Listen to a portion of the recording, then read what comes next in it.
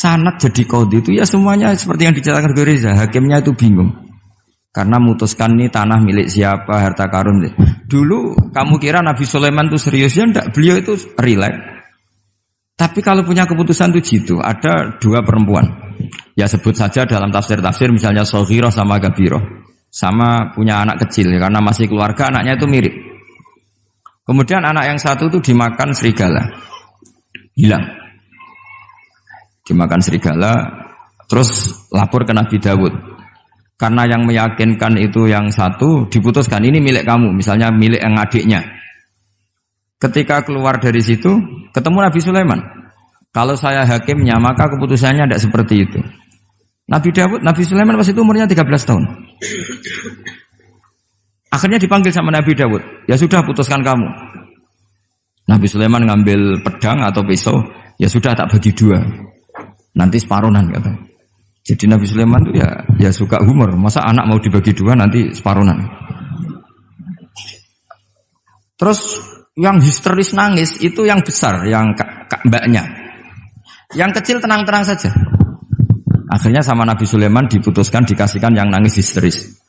Ditanya sama yang kecil, kenapa kamu putuskan milik mbak saya? Ora ono wong anak apa dipotong kok tenang-tenang wae. Jadi kelihatannya rileks, tapi dari basis ilmu yang luar biasa. Kalau kamu betul merasa sebagai itu anak kamu, pasti kamu histeris. Akhirnya dikasihkan yang besar. Jadi tidak semua nabi itu kalau memutuskan serius. Nabi Sulaiman itu rileks. Ya tapi tentu tidak kayak Gus Rizal, lebih benar gitu. Karena nabi itu lebih benar. Suatu saat ada lagi perempuan cantik itu diperkosa 4 tokoh. Jangan teruskan tokoh agama, nanti sensitif. Tokoh gitu saja. Memang tokoh ini, orang terpandang. Setelah hamil, si 4 orang tersangka ini bilang bahwa yang menghamil itu anjing. Karena zaman itu zaman yang mungkin diktatorial ya. Ya sudah diam gitu saja. Singkat cerita, dilaporkan ke Nabi Dawud. Bahwa ada peristiwa gini-gini, terduga adalah anjing. Nabi Dawud ya tenang saja, enggak ngerespon. Karena biasa ala wali kan tukang husnudzon. Nabi Dawud itu gayanya Nabi, gaya ala wali. Jadi gampang husnudzon. Kalau Nabi Sulaiman enggak. Jadi sistem reskrim itu harus matur nuwun sama Nabi Sulaiman. Orang 4 ini dipanggil. Manggilnya satu-satu. Kamu tahu kalau itu yang merkosa anjing? Ya, tahu saya. Anjingnya warnanya apa? Hitam. Sudah kamu keluar. Keluar tidak dipertemukan sama yang 3. Yang satu dipanggil lagi. Yang merkosa apa? Anjing. Warnanya apa? Merah. Dipisah lagi. Sampai akhirnya 4 orang itu jawabnya warnanya beda-beda. Mungkin ada kebiasaan, mungkin ada yang bilang pink, tapi nggak ada anjing pink. Akhirnya setelah semua dipertemukan bareng-bareng. Kamu tadi bilang apa? Hitam. Kamu tadi bilang apa? Merah. Kamu tadi bilang apa? Berarti padahal kamu semua bersaksi bersama bahwa orang itu Pratita tadi diperkosaan anjing. Tapi ternyata warnanya anjing beda. Terus akhirnya Nabi Sulaiman bilang, anjingnya ya kamu itu. Akhirnya mereka ngaku sebagai apa? Pemerkosa. Makanya dalam masalah Nabi Dawud dan Nabi Sulaiman itu Allah luar biasa mensifatinya. Nabi Dawud punya keramat, punya mukjizat. Kalau beliau baca tasbih, itu gunung dan burung-burung ikut baca apa? Tasbih. Semuanya ikut baca tasbih. Yusabbihna bil asyi wal isyraq wa tayra mahsyurah kulullahu awwab. Tapi orang tuh kalau suka wiridan biasanya intelijensinya itu agak gimana gitu. Enggak usah diterangkan nanti sensitif. Akhirnya Allah ngakui, fafahamnaha Sulaiman wa kullan ataina hukmau wa ilmu. Jadi kalau masalah ilmu detail itu fafahamnaha Sulaiman. Kecerdasan untuk bikin keputusan itu masih cerdas Nabi Sulaiman. Tapi kalau wiridannya itu bagus Nabi Dawud. Jadi makanya orang ini nggak sempurna ya. Ada yang suka wiridan, ada. Makanya saat tadi itu kaget Gus Im bilang ketua pondoknya di Istighori Gus Riza itu saya tenane gitu. Maksudnya itu saking adabnya muji masnya apa gimana saya itu sampai sekarang nggak paham itu. Tapi yang jelas yang diangkat tadi jangan GR kalau itu hasil istikharah. Karena saya tidak bisa yakin itu. Ya tidak bisa memaksa husnudzon. Nanti kalau di ruang dalam mau tanya istikharah betul apa enggak.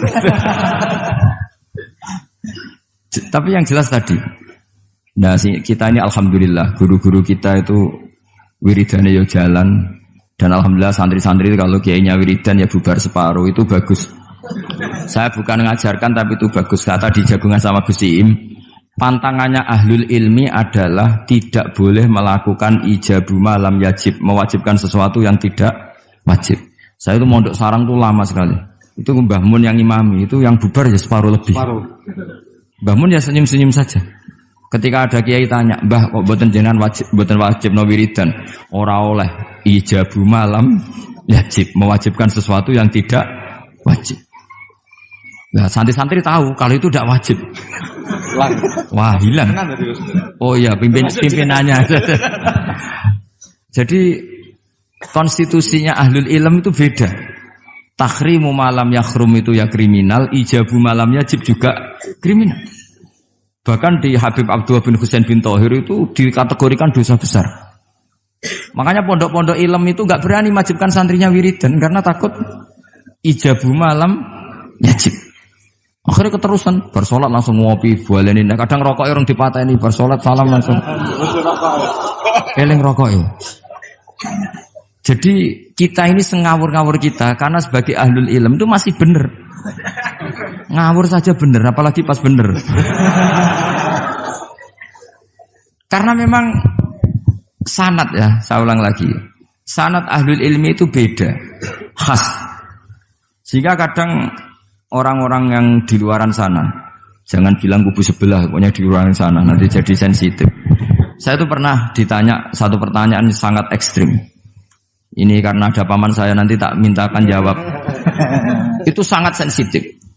Yaitu orang-orang kota pernah tanya saya, "Pak Bahak, kenapa ada hadis mangqala la ilaha illallah dakhalal jannah wa in zana wa in sarqa?" Itu kan ekstrim. Kok kayak Islam itu membolehkan zina? Karena yang pernah zina pun asal melafadzkan la ilaha illallah pasti dakhalal jannah. Saya kebetulan pas itu ya kok pas pinter Gus Riza. Jadi ya bisa jawab. Terus saya bilang gini, justru saya bilang hadis itu menunjukkan satu kaidah ilmiah yang luar biasa, yaitu kebenaran yang absolut itu tidak boleh terganggu oleh perilaku sosial. Misalnya saya ditanya 1 tambah 1, pasti tak jawab 2. Lonte ya jawab 2, maling ya jawab 2, koruptor ya jawab 2. Karena kebenaran absolut itu tidak boleh diganggu oleh status sosial. Sehingga orang yang pernah zina pun melafadzkan 1 tambah 1 2 ya sah. Yang ketua wali juga sah, wali biasa ya sah, setengah wali juga sah. Karena kebenaran absolut adalah kebenaran yang siapapun pasti mengatakan demikian.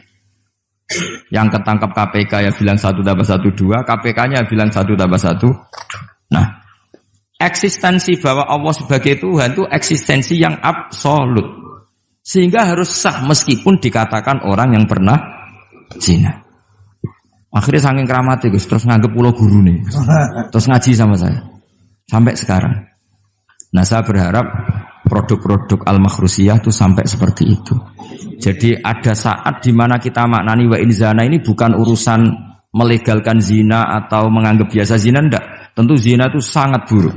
Innahu kana fahisyah wa sa'a sabila, buruk sekali. Tapi ada konteks di mana absolutisme kebenaran itu tidak bersyarat apapun.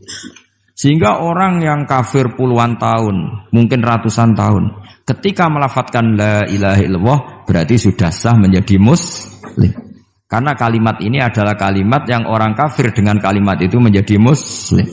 Sebab itu kita pasti menolak faham takfiri, faham yang mudah mengkafirkan orang lain. Karena logikanya gampang.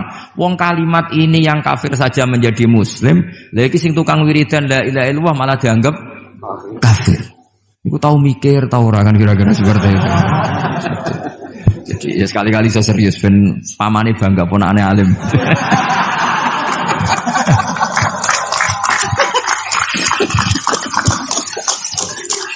Jadi saya terpaksa ngetokno alim saya ben paman bangga gitu. Ponakanku ya alim pemeneh pamane.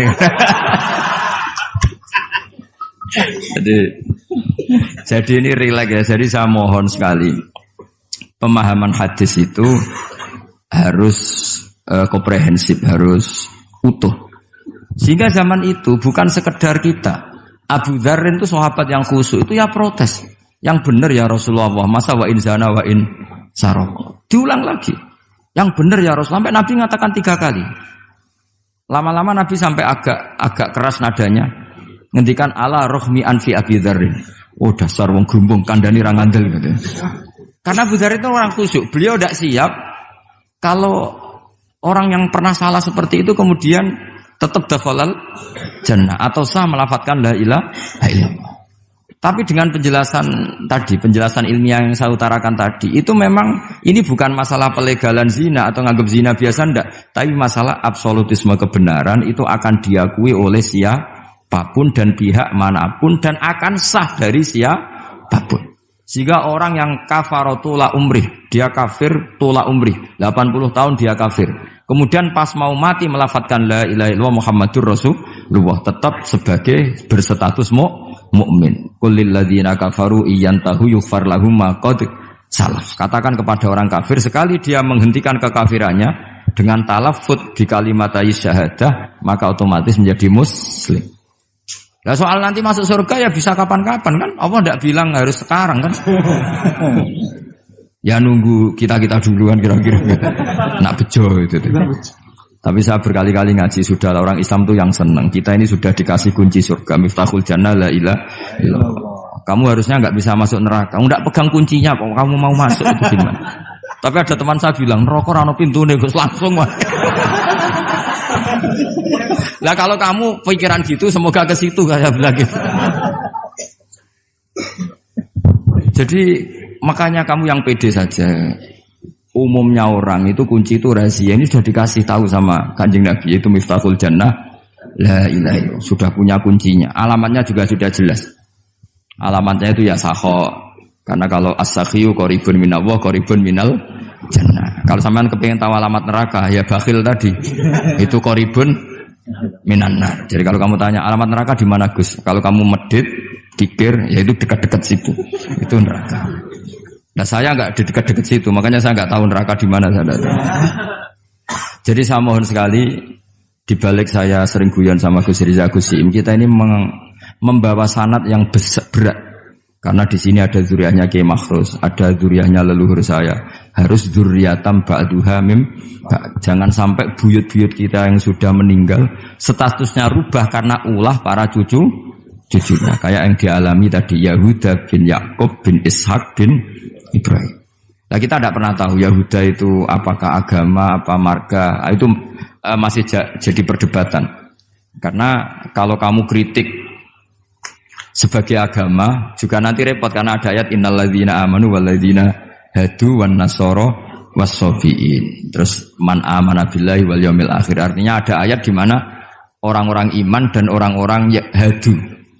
Nah, kalau hadu ini kamu anggap satu faham agama nanti repot. Masa Yahudi kok disejajarkan innalladzina amanu walladzina hadu. Makanya ini jadi perdebatan para ahli tafsir. Makanya ada ahli tafsir maknanya innalladzina amanu walladzina hadu lan wong sing tahu Yahudi. Ini balaghah bi'tibari makana. Pakai status dulu. Mau tidak mau secara bahasa memang seperti itu. Misalnya ada preman tobat di tangan Gus Riza mesti bilang, "Gus iki preman sing wis tobat." Jare wis tobat kok diarani preman. Itu namanya bi'tibari makana. Jadi dengan status yang dulu. Iki wong kafir tapi saiki wis Islam. Lho wis Islam kok diarani wong kafir. Ya, ada yang maknani sehingga enggak perlu kamu jadi orang liberal yang menyamakan semua agama terus dalil innalladzina amanu walladzina hadu wan nasara wasabiin man amana. Semua agama itu sama. Buktinya ayat itu sama, pakai wawu ataf. Iku ora tau ngaji tafsir Mbak Gus Riza kira-kira gitu. Kalau sudah ngaji tafsir insyaallah enggak akan seperti itu. Jadi ayat itu ada ilmunya. Dan alhamdulillah di pondok sini, di pondok Lirboyo juga diajarkan ilmu balaghah. Jadi kadang penamaan itu bukan sekarang tapi bi'tibari makana. Ngitung dulu. Paham ya? Kayak kita mengatakan ini kafir tapi sudah Islam. Itu paradok enggak? Wong sudah Islam kok dikatakan kafir. Iki dhisik santi goblok, saiki wis pinter. Goblok kok pinter. Ya, ngoten mawon Gus, mau karena bingung. Assalamualaikum warahmatullahi wabarakatuh. Waalaikumsalam warahmatullahi wabarakatuh.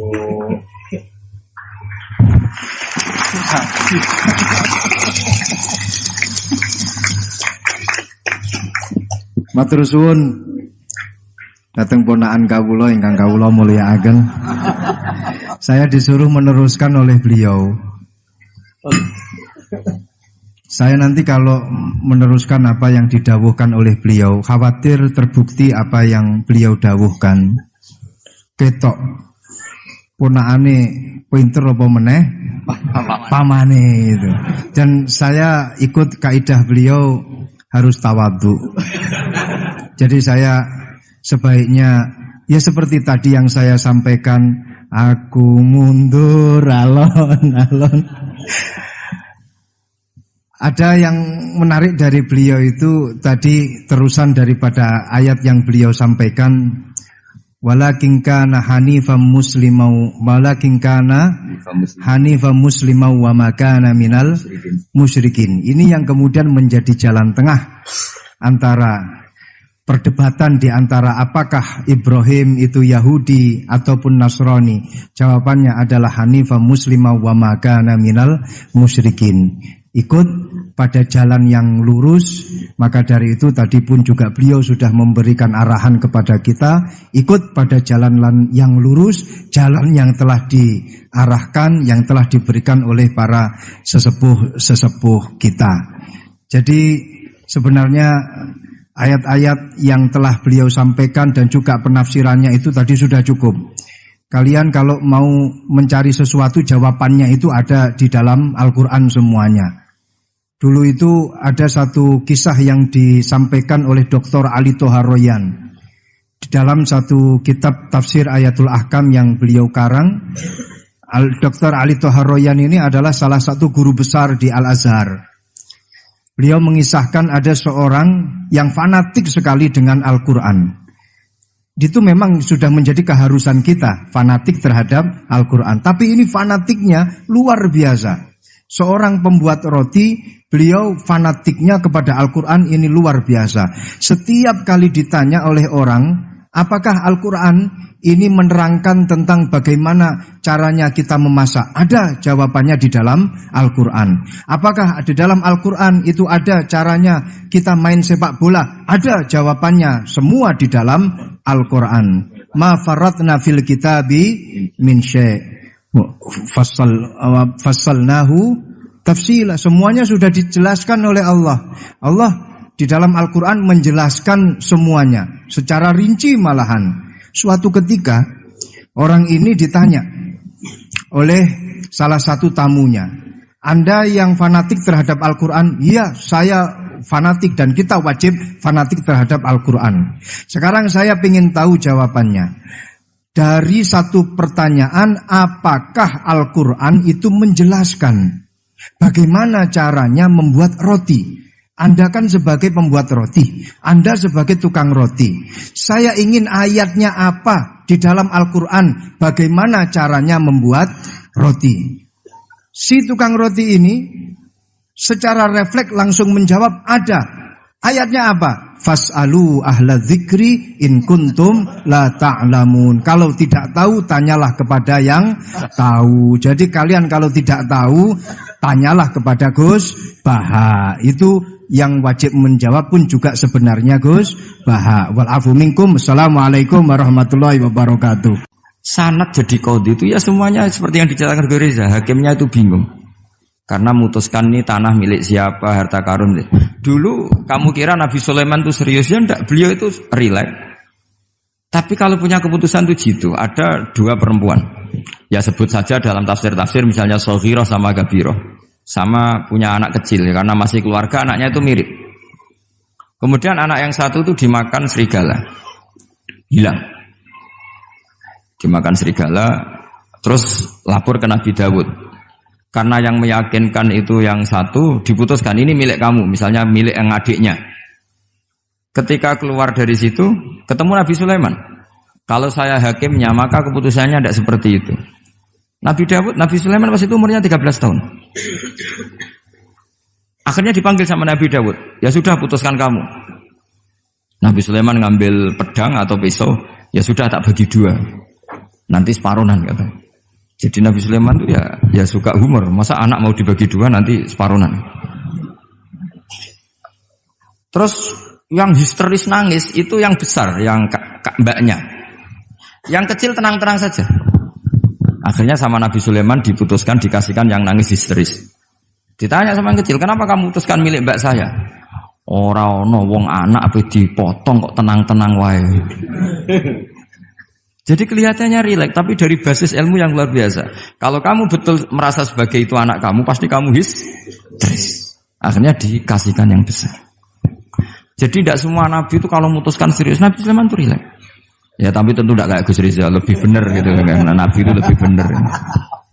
Suatu saat ada lagi perempuan cantik itu diperkosa 4 tokoh. Jangan teruskan tokoh agama, nanti sensitif. Tokoh gitu saja. Memang tokoh ini orang terpandang. Setelah hamil, si 4 orang tersangka ini bilang bahwa yang menghamil itu anjing. Karena zaman itu zaman yang mungkin diktatorial ya. Ya sudah diam gitu saja. Singkat cerita dilaporkan ke Nabi Dawud bahwa ada peristiwa gini-gini terduga adalah anjing. Nabi Dawud ya tenang saja, enggak ngerespon. Karena biasa ala wali kan tukang husnudzon. Nabi Dawud itu gayanya Nabi, gaya ala wali. Jadi gampang husnudzon. Kalau Nabi Sulaiman enggak. Jadi sistem reskrim itu harus matur nuwun sama Nabi Sulaiman. Orang 4 ini dipanggil. Manggilnya satu-satu. Kamu tahu kalau itu yang merkosa anjing? Ya, tahu saya. Anjingnya warnanya apa? Hitam. Sudah, kamu keluar. Keluar tidak dipertemukan sama yang 3. Yang 1 dipanggil lagi. Yang merkosa apa? Anjing. Warnanya apa? Merah. Dipisah lagi. Sampai akhirnya 4 orang itu jawabnya warnanya beda-beda. Mungkin ada kebiasaan, mungkin ada yang bilang pink, tapi nggak ada anjing pink. Akhirnya setelah semua dipertemukan bareng-bareng. Kamu tadi bilang apa? Hitam. Kamu tadi bilang apa? Merah. Kamu tadi bilang apa? Berarti padahal kamu semua bersaksi bersama bahwa orang itu Pratita tadi diperkosaan anjing. Tapi ternyata warnanya anjing beda. Terus akhirnya Nabi Sulaiman bilang, anjingnya ya kamu itu. Akhirnya mereka ngaku sebagai apa?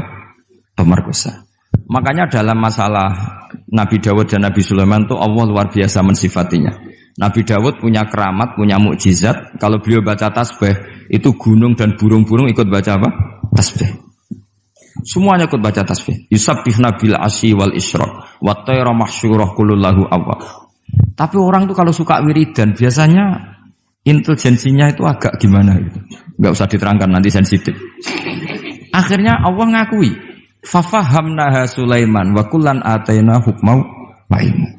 Jadi kalau masalah ilmu detail itu fafahamnaha Sulaiman. Kecerdasan untuk bikin keputusan itu masih cerdas Nabi Sulaiman. Tapi kalau wiridannya itu bagus Nabi Dawud. Jadi makanya orang ini nggak sempurna ya. Ada yang suka wiridan, ada. Makanya saat tadi itu kaget Gus Im bilang ketua pondoknya di Istighori Gus Riza itu saya tenane gitu. Maksudnya itu saking adabnya muji masnya apa gimana saya itu sampai sekarang nggak paham itu. Tapi yang jelas yang diangkat tadi jangan GR kalau itu hasil istikharah. Karena saya tidak bisa yakin itu. Ya tidak bisa memaksa husnudzon. Nanti kalau di ruang dalam mau tanya istikharah betul apa enggak. Tapi yang jelas tadi. Nah, kita ini alhamdulillah guru-guru kita itu wiridannya ya jalan. Dan alhamdulillah santri-santri itu kalau kiainya wiridan ya bubar separuh itu bagus. Saya bukan mengajarkan tapi itu bagus. Kata di jagungan sama Gus Im, pantangannya ahlul ilmi adalah tidak boleh melakukan ijabu malam yajib, mewajibkan sesuatu yang tidak wajib. Saya itu mondok sarang tuh lama sekali. Itu Mbah Mun yang imami, itu yang bubar ya separuh lebih. Mbah Mun ya senyum-senyum saja. Ketika ada kiai tanya, "Mbah, kok boten jenengan boten wajib no wiridan?" Ora oleh ijabu malam yajib, mewajibkan sesuatu yang tidak wajib. Nah, santri-santri tahu kalau itu tidak wajib. Wah, hilang. Oh iya, pimpinannya. Jadi konstitusinya ahlul ilm itu beda. Takhrimu malam yakhrum itu ya kriminal, ijabu malam yajib juga kriminal. Bahkan di Habib Abdullah bin Husain bin Thohir itu dikategorikan dosa besar. Makanya pondok-pondok ilm itu enggak berani wajibkan santrinya wiridan karena takut ijabu malam yajib. Akhirnya keterusan, bersolat langsung ngopi, bualenin. Kadang rokok orang dipateni, bersolat salam langsung. Eling rokok ya. Jadi kita ini sengawur-ngawur kita karena sebagai ahlul ilm itu masih bener. Ngawur saja bener, apalagi pas bener. Karena memang sanad ya, saya ulang lagi. Sanad ahlul ilmi itu beda, khas. Sehingga kadang orang-orang yang di luaran sana, jangan bilang kubu sebelah, pokoknya di luaran sana, nanti jadi sensitif. Saya itu pernah ditanya satu pertanyaan sangat ekstrim. Ini karena ada paman saya, nanti tak mintakan jawab. Itu sangat sensitif. Yaitu orang-orang kota pernah tanya saya, Pak Bahak, kenapa ada hadis mangqala la ilaha illallah dakhalal jannah wa in zana wa in sarqa. Itu kan ekstrim. Kok kayak Islam itu membolehkan zina? Karena yang pernah zina pun asal melafadzkan la ilaha illallah pasti dakhalal jannah. Saya kebetulan pas itu ya kok pas pinter Gus Riza. Jadi ya bisa jawab. Terus saya bilang gini, justru saya bilang hadis itu menunjukkan satu kaidah ilmiah yang luar biasa, yaitu kebenaran yang absolut itu tidak boleh terganggu oleh perilaku sosial.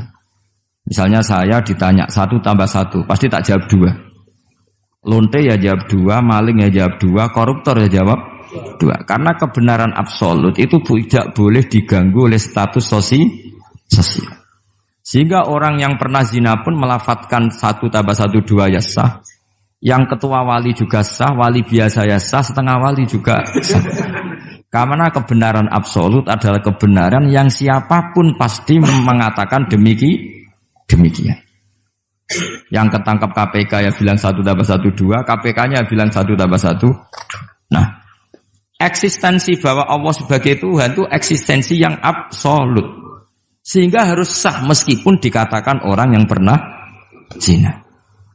Akhirnya saking keramatnya Gus, terus nganggep pulau guru nih. Terus ngaji sama saya. Sampai sekarang. Nah, saya berharap produk-produk Al-Makhrusiyah itu sampai seperti itu. Jadi ada saat di mana kita maknani wa in zina ini bukan urusan melegalkan zina atau menganggap biasa zina, enggak. Tentu zina itu sangat buruk. Innahu kana fahisyah wa sa'a sabila, buruk sekali. Tapi ada konteks di mana absolutisme kebenaran itu tidak bersyarat apapun. Sehingga orang yang kafir puluhan tahun, mungkin ratusan tahun, ketika melafadzkan la ilaha illallah berarti sudah sah menjadi muslim. Karena kalimat ini adalah kalimat yang orang kafir dengan kalimat itu menjadi muslim.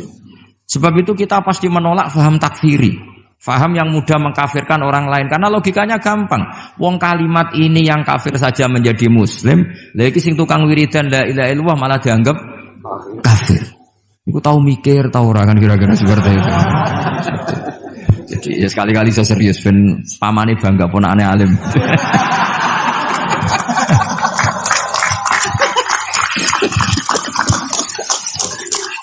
Jadi saya terpaksa ngetokno alim saya ben paman bangga gitu. Ponakanku ya alim pemeneh pamane.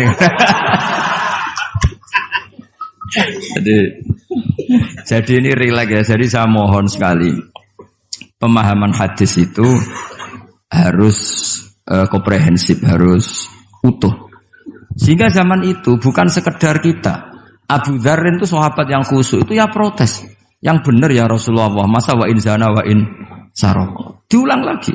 Yang benar ya Rasulullah. Sampai Nabi mengatakan 3 kali. Lama-lama Nabi sampai agak keras nadanya. Ngendikan ala rohmi anfi Abi Dzarrin. Oh dasar wong grumbung kandhani ra ngandel gitu. Karena Abu Dzar itu orang khusyuk. Beliau tidak siap kalau orang yang pernah salah seperti itu kemudian tetap dakhalal jannah atau sah melafadzkan la ilaha illallah. Tapi dengan penjelasan ilmiah yang saya utarakan tadi, itu memang ini bukan masalah pelegalan zina atau nganggap zina biasa, enggak. Tapi masalah absolutisme kebenaran itu akan diakui oleh siapapun dan pihak manapun dan akan sah dari siapapun. Sehingga orang yang kafaratula umrih, dia kafir tula umrih, 80 tahun dia kafir. Kemudian pas mau mati melafadzkan la ilaha illallah Muhammadur Rasulullah, tetap sebagai berstatus mukmin. Qul lil ladzina kafaru iyantahu yughfar lahum ma qad salaf. Katakan kepada orang kafir sekali dia menghentikan kekafirannya, dengan talaffuz di kalimat syahadah maka otomatis menjadi muslim. Nah soal nanti masuk surga ya bisa kapan-kapan kan? Allah tidak bilang harus sekarang kan? Ya nunggu kita duluan kira-kira gitu. Nak bejo itu. Tapi saya berkali-kali ngaji sudah orang Islam tuh yang senang. Kita ini sudah dikasih kunci surga, miftahul jannah la ilaha illallah. Kamu harusnya nggak bisa masuk neraka. Kamu nggak pegang kuncinya kok. Kamu mau masuk itu gimana? Tapi ada teman saya bilang, neraka ora ono pintune Gus langsung mah. Lah kalau kamu pikiran gitu semoga ke situ saya bilang gitu. Jadi makanya kamu yang pede saja. Umumnya orang itu kunci itu rahasia. Ini sudah dikasih tahu sama Kanjeng Nabi yaitu miftahul jannah la ilaha illallah. Sudah punya kuncinya. Alamatnya juga sudah jelas. Alamatnya itu ya sakho. Karena kalau as-sakhiyu qaribun minallah qaribun minal jannah. Kalau sampean kepengin tahu alamat neraka ya bakhil tadi. Itu qaribun minan nar. Jadi kalau kamu tanya alamat neraka di mana Gus? Kalau kamu medit, kikir, ya itu dekat-dekat situ. Itu neraka. Nah saya nggak di dekat-dekat situ, makanya saya nggak tahu neraka di mana saya tahu. Jadi saya mohon sekali, dibalik saya sering guyon sama Gus Riza Gusim, kita ini membawa sanad yang berat, karena di sini ada zuriatnya Kiai Makhrus, ada zuriatnya leluhur saya, harus zuriatam ba'duha mim. Jangan sampai buyut-buyut kita yang sudah meninggal statusnya rubah karena ulah para cucunya, kayak yang dialami tadi Yahuda bin Yakub bin Ishak bin Ibrahim. Nah kita tidak pernah tahu Yahuda itu apakah agama, apa marga, itu masih jadi perdebatan. Karena kalau kamu kritik sebagai agama juga nanti repot karena ada ayat innalladzina amanu walladzina hadu wan nasara wassabiin. Terus man amana billahi wal yaumil akhir. Artinya ada ayat di mana orang-orang iman dan orang-orang hadu. Nah, kalau hadu ini kamu anggap satu faham agama nanti repot. Masa Yahudi kok disejajarkan innalladzina amanu walladzina hadu. Makanya ini jadi perdebatan para ahli tafsir. Makanya ada ahli tafsir maknanya innalladzina amanu walladzina hadu lan wong sing tahu Yahudi. Ini balaghah bi'tibari makana. Pakai status dulu. Mau tidak mau secara bahasa memang seperti itu. Misalnya ada preman tobat di tangan Gus Riza mesti bilang, "Gus iki preman sing wis tobat." Jare wis tobat kok diarani preman, itu namanya bi'tibari makana. Jadi dengan status yang dulu. Iki wong kafir tapi saiki wis Islam. Lho wis Islam kok diarani wong kafir. Ya, ada yang maknani sehingga enggak perlu kamu jadi orang liberal yang menyamakan semua agama terus dalil innalladzina amanu walladzina hadu wan nasara wasabiin man amana. Semua agama itu sama. Buktinya ayat itu sama, pakai wawu ataf. Iku ora tau ngaji tafsir Mbak Gus Riza kira-kira gitu. Kalau sudah ngaji tafsir insyaallah enggak akan seperti itu. Jadi ayat itu ada ilmunya. Dan alhamdulillah di pondok sini, di pondok Lirboyo juga diajarkan ilmu balaghah. Jadi kadang penamaan itu bukan sekarang tapi bi'tibari makana. Ngitung dulu. Paham ya? Kayak kita mengatakan ini kafir tapi sudah Islam. Itu paradok enggak? Wong sudah Islam kok dikatakan kafir. Iki dhisik santi goblok, saiki wis pinter. Goblok kok pinter. Ya, ngoten mawon Gus, mau karena bingung. Assalamualaikum warahmatullahi wabarakatuh. Waalaikumsalam warahmatullahi wabarakatuh.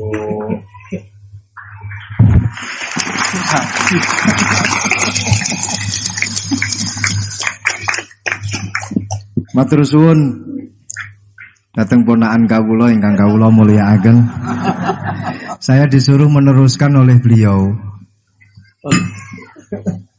Saya nanti kalau meneruskan apa yang didawuhkan oleh beliau, khawatir terbukti apa yang beliau dawuhkan. Ketok ponakane pinter apa meneh pamane itu. Dan saya ikut kaidah beliau harus tawadhu. Jadi saya sebaiknya ya seperti tadi yang saya sampaikan, aku mundur alon-alon.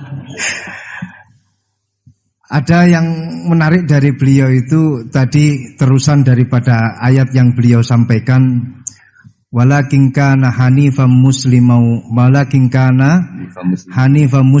wa ma kana minal musyrikin. Ini yang kemudian menjadi jalan tengah antara perdebatan di antara apakah Ibrahim itu Yahudi ataupun Nasrani. Jawabannya adalah hanifan muslimau wa ma kana minal musyrikin. Ikut pada jalan yang lurus. Maka dari itu tadi pun juga beliau sudah memberikan arahan kepada kita, ikut pada jalan yang lurus, jalan yang telah diarahkan, yang telah diberikan oleh para sesepuh kita. Jadi sebenarnya ayat-ayat yang telah beliau sampaikan dan juga penafsirannya itu tadi sudah cukup. Kalian kalau mau mencari sesuatu, jawabannya itu ada di dalam Al-Quran semuanya.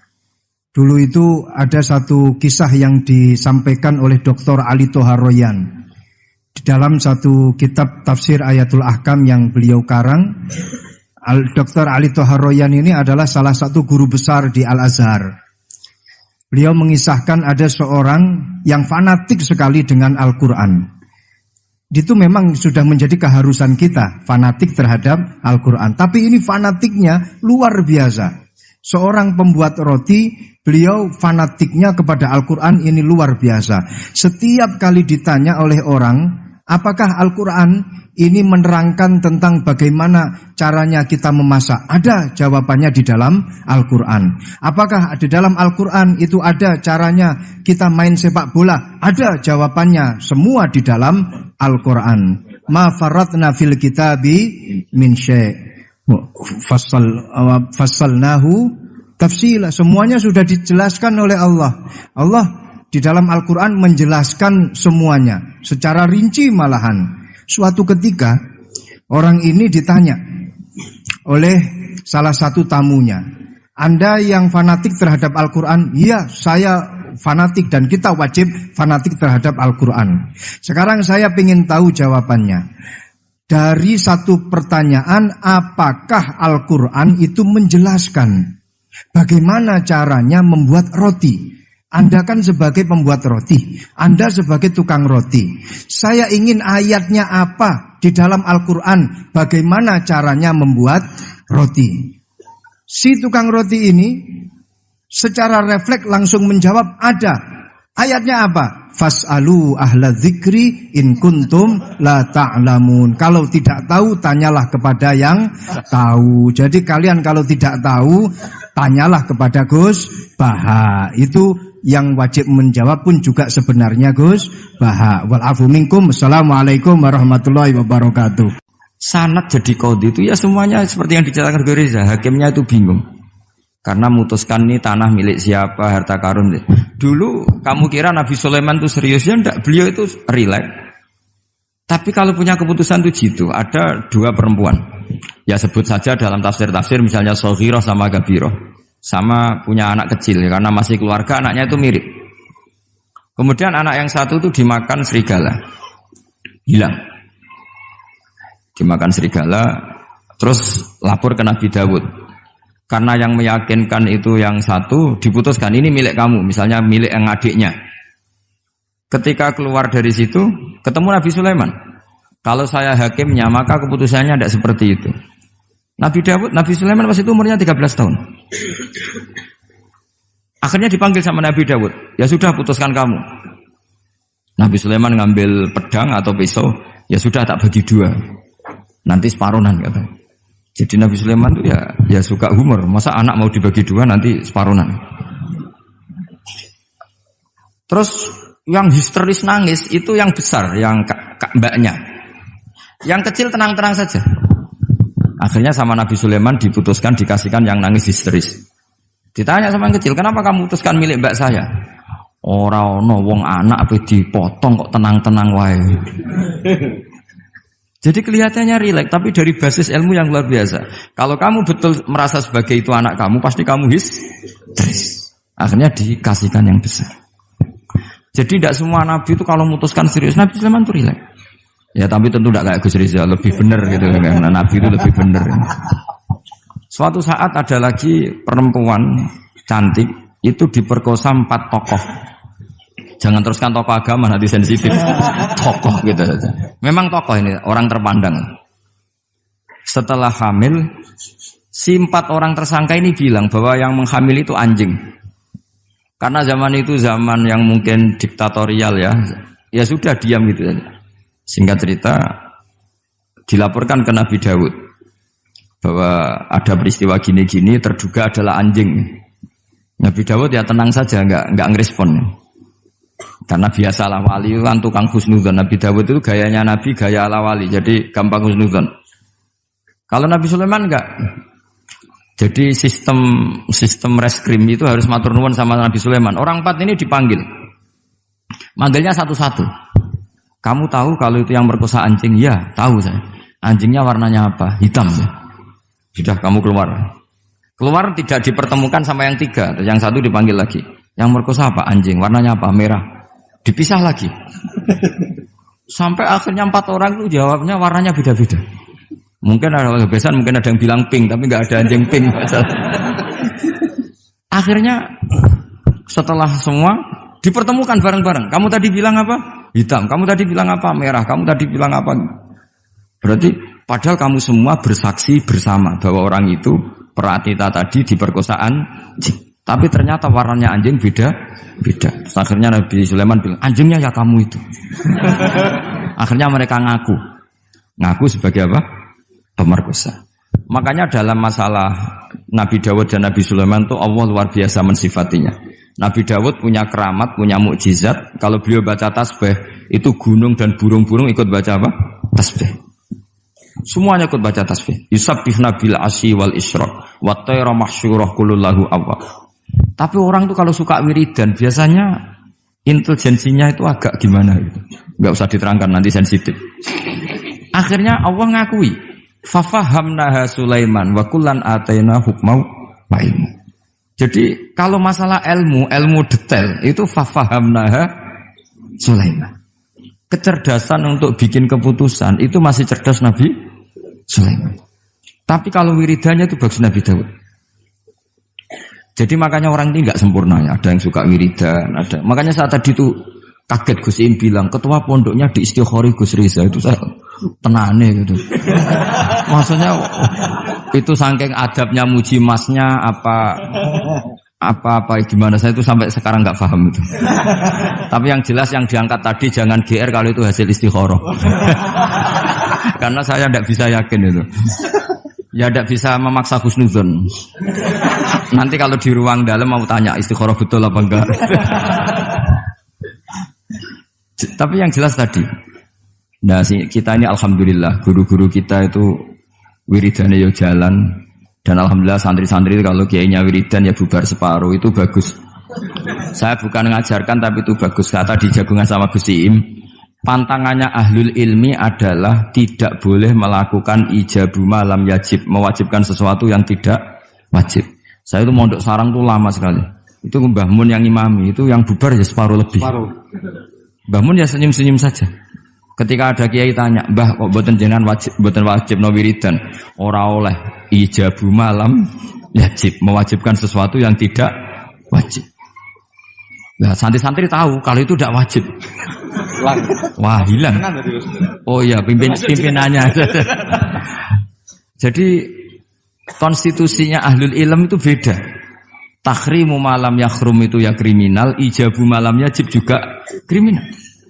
Bahkan di Habib Abdullah bin Husain bin Thohir itu dikategorikan dosa besar. Makanya pondok-pondok ilm itu enggak berani wajibkan santrinya wiridan karena takut ijabu malam yajib.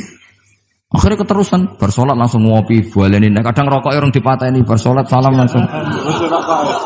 Eling rokoknya. Jadi kita ini sengawur-ngawur kita karena sebagai ahlul ilm itu masih benar. Ngawur saja benar, apalagi pas benar. Karena memang sanad ya, saya ulang lagi. Sanad ahlul ilmi itu beda, khas. Sehingga kadang orang-orang yang di luaran sana, jangan bilang kubu sebelah, pokoknya di luaran sana, nanti jadi sensitif. Saya itu pernah ditanya satu pertanyaan sangat ekstrim. Ini karena ada paman saya nanti tak mintakan jawab. Itu sangat sensitif.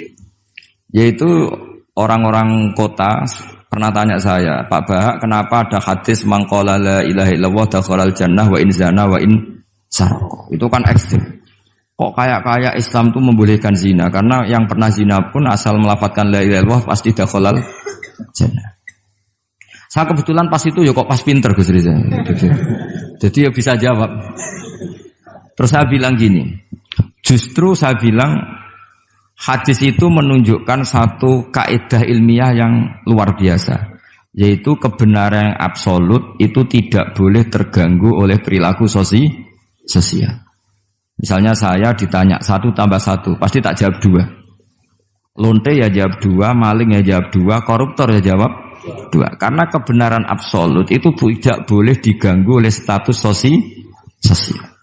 Sehingga orang yang pernah zina pun melafatkan 1 tambah 1 2 ya sah. Yang ketua wali juga sah, wali biasa ya sah, setengah wali juga sah. Karena kebenaran absolut adalah kebenaran yang siapapun pasti mengatakan demikian. Yang ketangkap KPK ya bilang 1 tambah 1 2, KPK-nya bilang 1 tambah 1. Nah, eksistensi bahwa Allah sebagai Tuhan itu eksistensi yang absolut. Sehingga harus sah meskipun dikatakan orang yang pernah zina.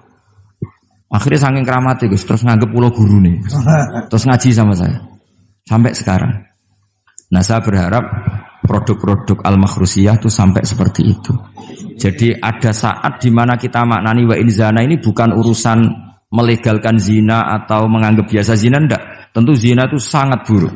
Innahu kana fahisyah wa sa'a sabila, buruk sekali. Tapi ada konteks di mana absolutisme kebenaran itu tidak bersyarat apapun. Sehingga orang yang kafir puluhan tahun, mungkin ratusan tahun, ketika melafadzkan la ilaha illallah berarti sudah sah menjadi muslim. Karena kalimat ini adalah kalimat yang orang kafir dengan kalimat itu menjadi muslim. Sebab itu kita pasti menolak faham takfiri. Faham yang mudah mengkafirkan orang lain. Karena logikanya gampang. Wong kalimat ini yang kafir saja menjadi muslim. Lagi sing tukang wiridan la ilaha illallah malah dianggap kafir. Iku tahu mikir, tahu orang kan kira-kira seperti itu. Jadi ya sekali-kali saya serius. Ben pamane bangga ponakane alim.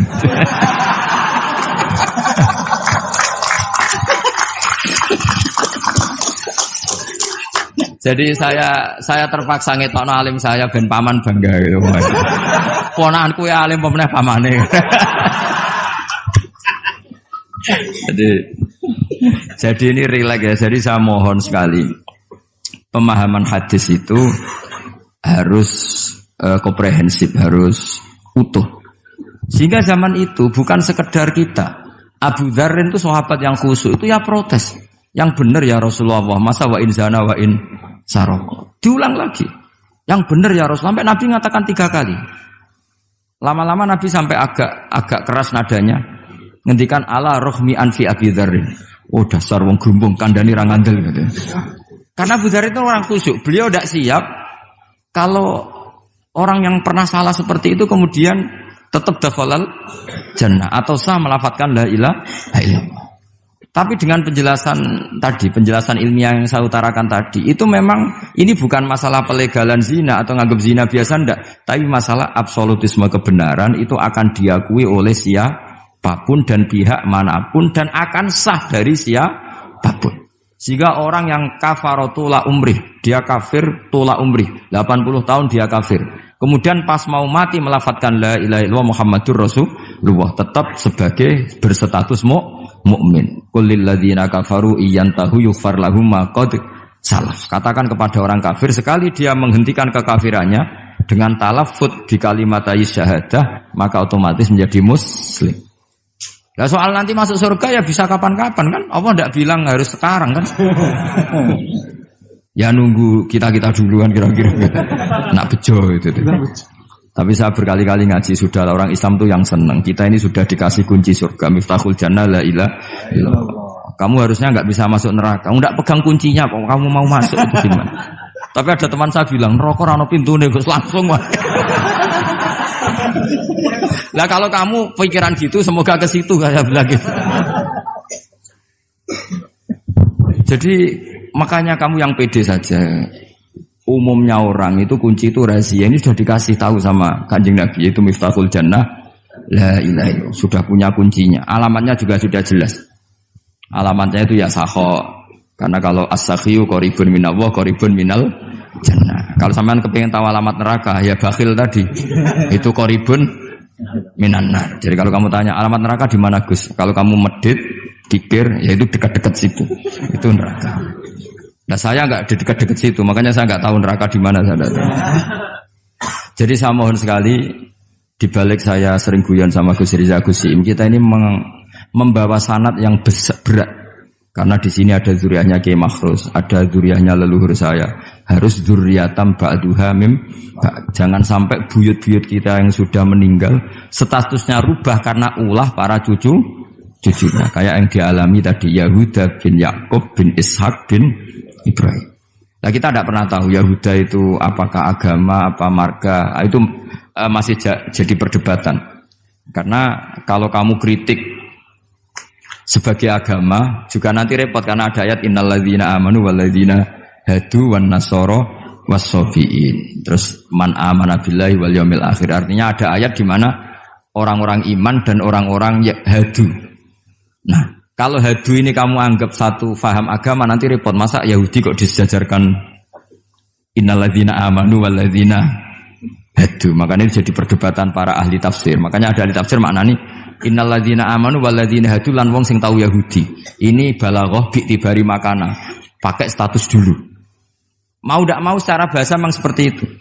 Misalnya ada preman tobat di tangan Gus Riza mesti bilang, "Gus iki preman sing wis tobat." Jare wis tobat kok diarani preman. Itu namanya bi'tibari makana. Jadi dengan status yang dulu. Iki wong kafir tapi saiki wis Islam. Lho wis Islam kok diarani wong kafir. Ada yang maknani sehingga enggak perlu kamu jadi orang liberal yang menyamakan semua agama terus dalile innalladzina amanu walladzina hadu wan nasara wasabiin man amana. Semua agama itu sama. Buktinya ayat itu sama, pakai wawu ataf. Iku ora tau ngaji tafsir mbek Gus Riza kira-kira gitu.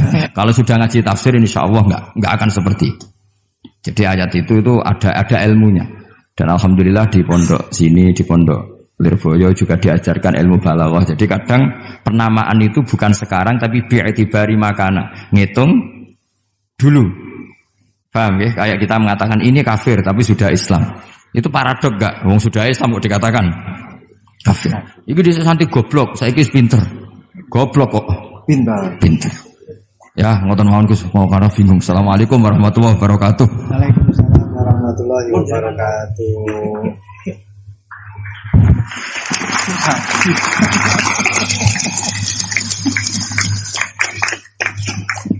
Matur suwun dateng ponakan kawula ingkang kawula mulyakaken. Saya disuruh meneruskan oleh beliau. Saya nanti kalau meneruskan apa yang didawuhkan oleh beliau, khawatir terbukti apa yang beliau dawuhkan. Ketok ponakane pinter apa meneh pamane itu. Dan saya ikut kaidah beliau harus tawadhu. Jadi saya sebaiknya ya seperti tadi yang saya sampaikan, aku mundur alon-alon. Ada yang menarik dari beliau itu tadi terusan daripada ayat yang beliau sampaikan, walakin kana hanifan muslimau wa ma kana minal musyrikin. Ini yang kemudian menjadi jalan tengah antara perdebatan di antara apakah Ibrahim itu Yahudi ataupun Nasrani. Jawabannya adalah hanifan muslimau wa ma kana minal musyrikin. Ikut pada jalan yang lurus. Maka dari itu tadi pun juga beliau sudah memberikan arahan kepada kita, ikut pada jalan yang lurus, jalan yang telah diarahkan, yang telah diberikan oleh para sesepuh kita. Jadi sebenarnya ayat-ayat yang telah beliau sampaikan dan juga penafsirannya itu tadi sudah cukup. Kalian kalau mau mencari sesuatu, jawabannya itu ada di dalam Al-Quran semuanya. Dulu itu ada satu kisah yang disampaikan oleh Dr. Ali Toharoyan. Di dalam satu kitab tafsir Ayatul Ahkam yang beliau karang, Dr. Ali Toharoyan ini adalah salah satu guru besar di Al-Azhar. Beliau mengisahkan ada seorang yang fanatik sekali dengan Al-Quran. Itu memang sudah menjadi keharusan kita, fanatik terhadap Al-Quran. Tapi ini fanatiknya luar biasa. Seorang pembuat roti, beliau fanatiknya kepada Al-Quran ini luar biasa. Setiap kali ditanya oleh orang, Apakah Al-Quran ini menerangkan tentang bagaimana caranya kita memasak? Ada jawabannya di dalam Al-Quran. Apakah di dalam Al-Quran itu ada caranya kita main sepak bola? Ada jawabannya, semua di dalam Al-Quran. Ma faratna fil kitabi min syai'. Fassalnahu tafsila. Semuanya sudah dijelaskan oleh Allah. Allah di dalam Al-Quran menjelaskan